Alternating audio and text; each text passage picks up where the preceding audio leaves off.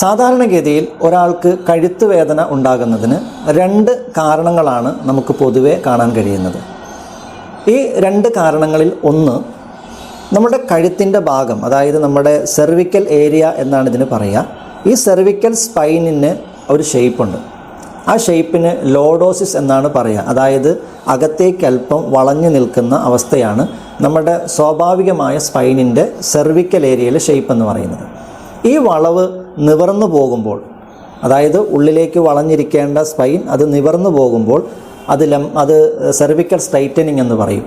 ഈ cervical straightening ഇന്ന് അധിക ആളുകളിലും കഴുത്ത് വേദനയുടെ കാരണമായിട്ട് നമുക്ക് കാണാൻ കഴിയും. അതിൻ്റെ ഒരു പ്രധാനപ്പെട്ട കാരണം, നമ്മൾ അധിക നേരം തല താഴേക്ക് വെച്ചുകൊണ്ട്, അത് മൊബൈൽ നോക്കാനാകട്ടെ, ബുക്കിലേക്ക് പഠിക്കാൻ വേണ്ടി ബുക്കിൽ നോക്കുന്നതാകട്ടെ, അതോടൊപ്പം ചിലപ്പോൾ നമ്മൾ ഭാരമുള്ള ബാഗുകൾ പുറകിൽ തൂക്കിയിട്ട് നമുക്ക് അതിൻ്റെ വെയിറ്റിനെ ബാലൻസ് ചെയ്യാൻ വേണ്ടി ഇങ്ങനെ നമ്മൾ മുമ്പോട്ട് ഇങ്ങനെ തല ആഞ്ഞു നിൽക്കുന്ന അവസ്ഥയാകട്ടെ, ഇങ്ങനെ പല കാരണങ്ങൾ കൊണ്ട് ആ സ്ട്രൈറ്റനിങ് വരാറുണ്ട്.